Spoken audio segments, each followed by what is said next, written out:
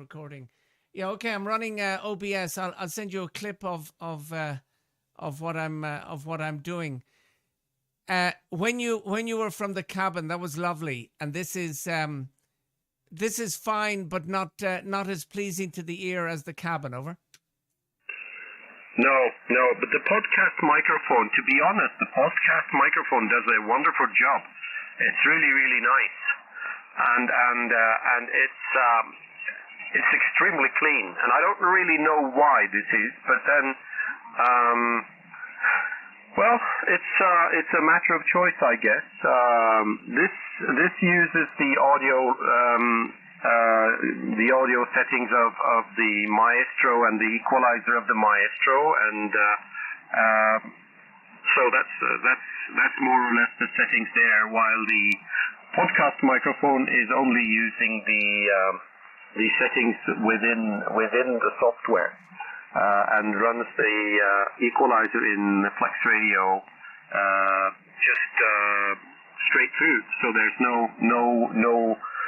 no influence from the radio software, yourself?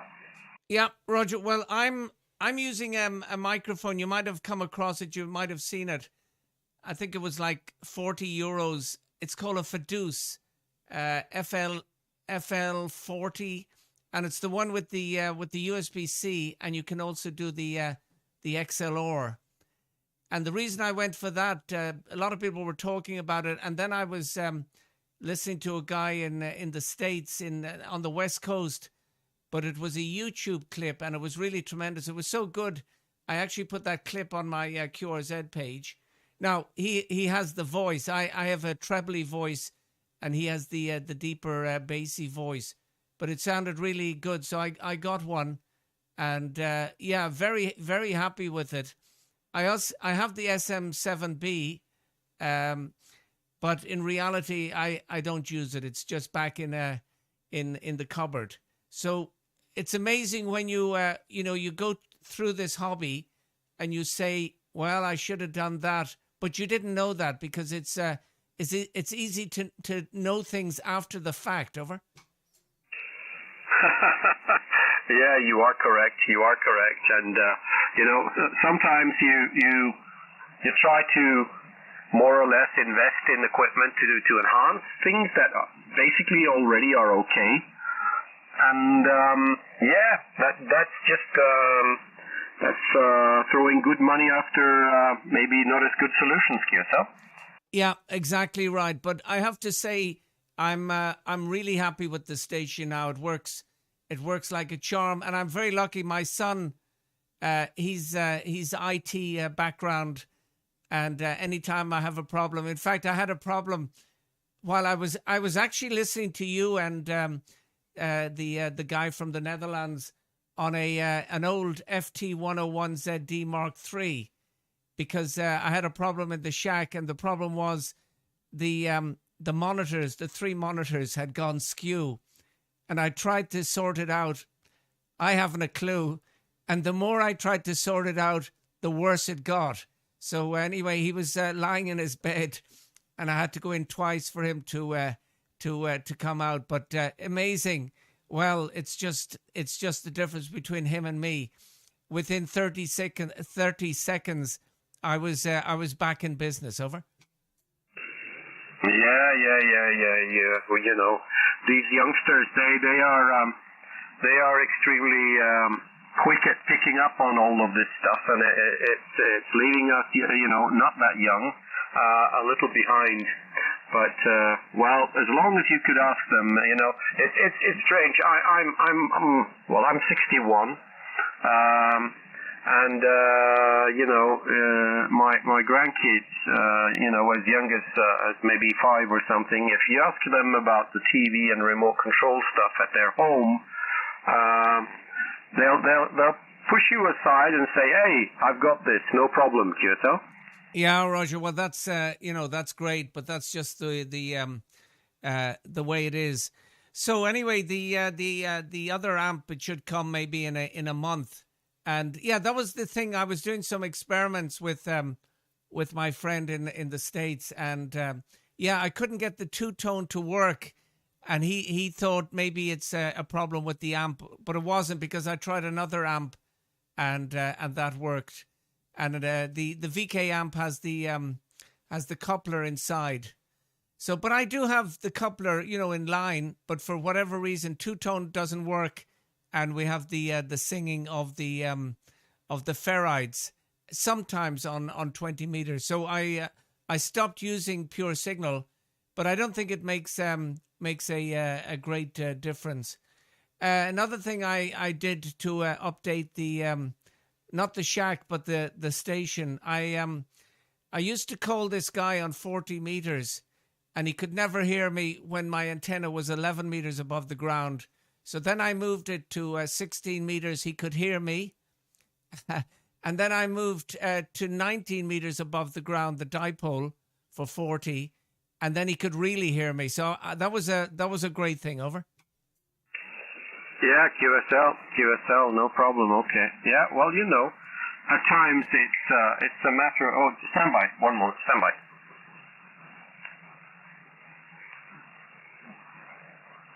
Okay, the XYL was leaving to do some shopping here, so she just wanted to give me a message, and that's fine. Yeah, well, I think that to some extent the thing you need to do is basically find out what suits you operator-wise, and then stick to that. And if you could do that, I think that's going to leave you in a good place. And I bought an FT891 here a while ago that I was planning to use as a portable radio, because I saw a lot of these Pota Sota guys was using it, and then I thought, well, that's all fine.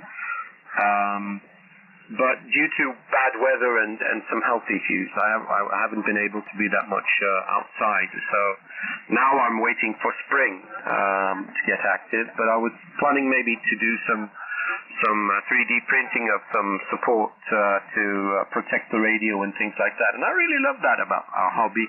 You've got such a diverse possibility here in terms of what you want to do. ON8EI, LA2PIA. Yeah, Roger, on that, Peter. LA2PIA, ON8EI. Yeah, great to have the 3D printer. I didn't get one. Well, I wouldn't be great at setting it up or whatever. So there was a local guy. I needed a few things made, and I just sent him the files, and he took care of it. So that was. Yeah, maybe. My children there. Well, they're not young. They're not young children anymore. But I spoke about it, but they weren't that interested. So no point in pushing that one. And if I had my time again, the Hermes Light. I really didn't need the 7000, but I didn't want to get rid of it because I can switch between the two radios at the drop of a hat. So I got into the habit of 1 week the Hermes Light, and the next week the 7000. But no one can hear the difference. Over. Yeah, QSL. Well, you know what? I think that in many terms, these Hermes lights are it's really tricky, this, because in actual fact, if you look at the price for that radio, it's extremely low, and it really does a wonderful job, which means that you've spent a heck of a lot of money on things that you really can't utilize, and obviously, like the Flex series of radios, the only reason I've more or less stuck to that is that I'm really active on remote control, and if I wasn't, that would be a totally different ball game. Simply because in that case, I would more or less just settle for a radio which was good on a local basis. But I'm struggling to find a solution where I have a better setup for remote control than this one. Yourself? Yeah, Roger. Yeah, well, the Flex, they are great for the remote. I prefer the sound of the and I don't know what the latest Flexes are, but the NR2 is really great on the Theta software. I didn't update the software. I'm still on 10.3.3, which is more than 2 years old. But if you want to listen to guys and they're using another remote, anyway, you might as well leave it as you have it, if it's working fine.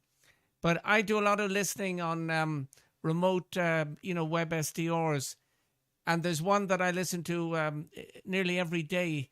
It's in Vermont. So if you listen around, 9 o'clock? Oh, it would be 8 o'clock. Oh, yeah. So 2000 hours GMT on 7135. You'll hear these guys, and they're all remoters, and they're always talking about remoters. And they've got this genius who lives down in Florida that's always tweaking their system. But they have a kind of a really in-house remote system, and I think there's only about 15 people that have access to it. Over. Yeah, QSL. Okay. Yeah. Well, there are lots of solutions, and I totally understand the necessity for some people to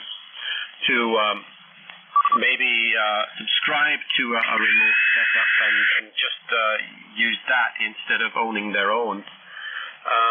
But for some reason, I feel that I like having the full control of the solution myself, and also I think that some people are it becomes rather expensive. If you look at the remote ham solution in the US, if you're a keen ham or radio operator, you can spend quite a lot of money on that. However, buying your own equipment is obviously not cheap either. Oscar at November 8 Echo India, LA2PIA.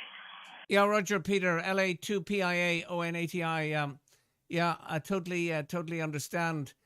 So, just out of curiosity, the cabin. Let's say you got on an airplane and you flew to I don't know. Oh, let me think of a place far away. Yeah, let's say you went down to VK, and you were at a hotel or whatever. Can you remote into the cabin? Over.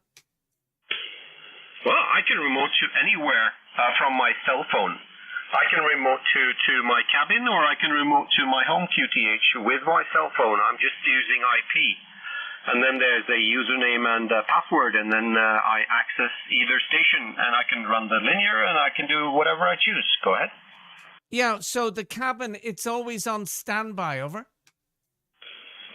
No, it's not always on standby, because I have a Wi-Fi plug there that I remote control over the internet. So I turn it off and on with that, and I can do that with the linear. I can do that with my radio station. I can do that with the 220-volt mains to the station in total. QSL. Yeah, okay. And I wonder, well, you're probably not, but I'll ask anyway.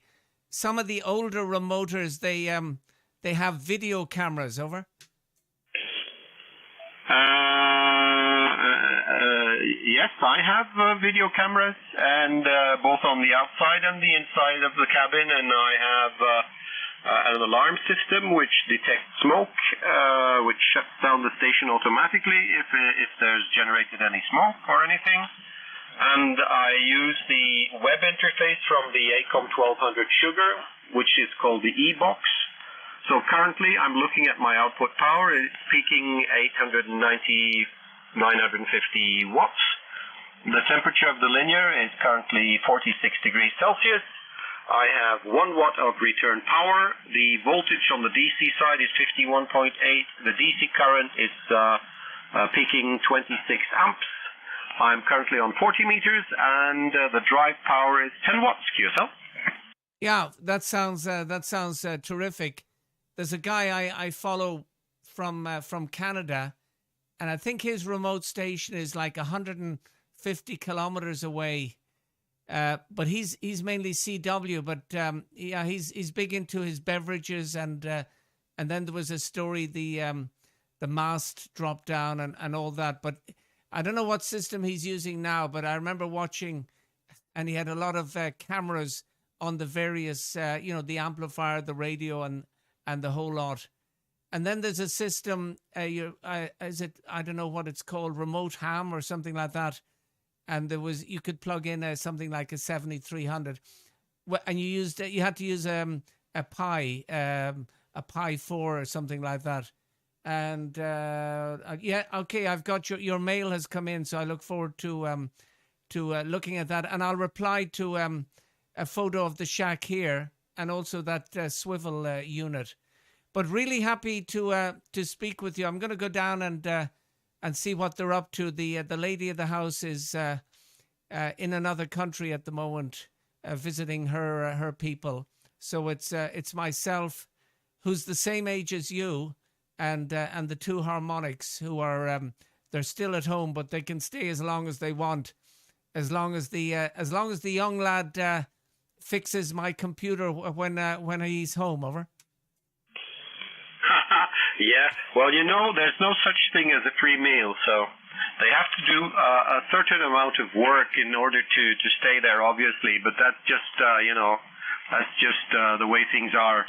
No, but fine. I don't have any issues here with my PC. It seems to work reasonably well. It's been stable for a while now, but you have to be cautious what you do in terms of putting too much software in there, and sometimes you get, some strange behavior, and then you have to clean it up and then restart it or something like that. Okay, I'll let you go. Thank you so much for the nice QSO, John. I wish you the very best, and hopefully we'll hook up again in not too long. ON8EI, this is LA2PIA. 73s, and have a great day. Yeah, thank you very much. Okay, one question now, and that'll be the final one of the day. So I got the impression when I spoke with you first, you were from the cabin, and then you switched back to the house. Did you go back to the cabin? Over. Yeah, I'm using the cabin right now. So this is the cabin, but I'm using the Flex Radio Maestro and not the podcast microphone, QSO. Yeah, okay. Is it a big deal to go from the Maestro to the other? Because then you can hear the brightness of the other audio if you want to hear it, because I'm recording at the moment. Over. Yeah, I could do that. Just bear with me. I actually got an email here, and I shut down my smart SDR, but I'll reconnect the smart SDR. Just stand by. Yeah, okay, I'll stand by, and then you can hear the difference in the audio. Yeah, that would be great. That would be really nice. Just to, that gives me an idea of what's going on, so that's really nice. Typical, isn't it? Yeah, there we are. There we are. That's the setup here. Okay, and then just stand by. Roger, ON8EI. ON8EI, this is LA2PIA, now operating the podcast microphone. So this is the podcast microphone using the software of the radio on the PC, and I'm going to count to 10. 1, 2, 3, 4, 5, 6, 7, 8, 9, 10. The output is set to exactly the same as it was on the Maestro, so there should be no difference. And then I'm going to swap here, stand by. And this is the transmission set to the same output power using the SM7B Shure microphone and the Maestro. So that gives you an idea of the difference between the podcast microphone and the Shure SM7B using the Maestro. And that, of course, is an analog line using the Icon Neo preamp with the TNC preamp in line running to the Maestro, while the other one is pure USB connected cable from the microphone to the PC and then run straight on to IP digital all the way. So that's the way. It's not digital all the way because it's a dynamic mic. That gives you an idea. ON8EI LA2PIA. Yeah, I think with that audio that there's more detail, but both of them are broadcast quality. When I say communication quality, as a pal of mine in VK, but no, regardless of which you're using, they both sound great. But I prefer the second one. It's amazing the way your ears plays tricks with you. When you hear something and then you hear it again, it can sound different. But anyway, I've made a recording and I'll send you a link. But really good speaking with you. And yeah, when I heard the my neighbor in Holland speaking about the Hermes light or an Anan radio, my ears always prick up. And it's really good to have a conversation rather than a 5-9 bye-bye. By the way, you came up to nearly 15 and 20 over, so you're doing a great job. Enjoy the rest of the day, and I believe you're going to retire in a few months. Enjoy that. I'm still well, I won't say I'm slaving away at the salt mine, but I'm still there anyway, and I can do the jobs that are required. So that's it. Greetings again, and I'll send you a photo of the shack and a photo also of the swivel. Great contact. Really enjoyed it, and let's make it sooner than later from the last time. LA2PIA ON80I. Till the next time. Enjoy your day. Over. Oh, my pleasure, John. And a good rag chew is it's priceless, to be honest.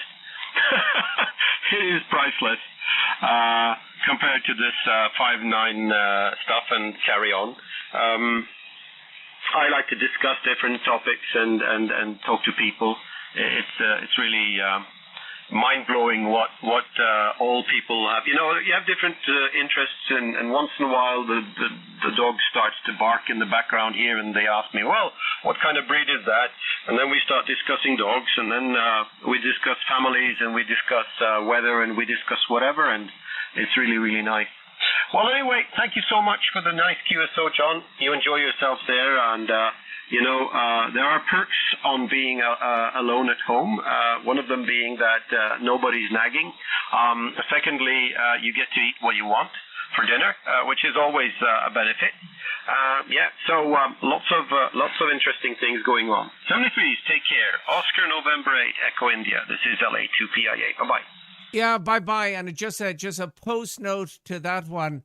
Yeah, as I told you, the lady of the house is in another country, but I prefer when she's here because then I can take a back seat, which I enjoy. Greetings from Belgium. Till the next time. Bye-bye from my side. Bye-bye. Yeah, okay, fine business, John. Yeah, well, the back seat is always nice as well, but to be honest, I really enjoy making dinner once in a while, and we sort of do it 50-50 roughly. I work from my home currently, and when she comes home, she's really happy when I can serve her dinner after a long shift in kindergarten. She's a kindergarten teacher, and just sitting down, relaxing, and trying to ease the extreme noise level that the ears have been exposed to in the kindergarten, and getting served dinner is really nice. So I imagine I might have to do it even more than what I do today.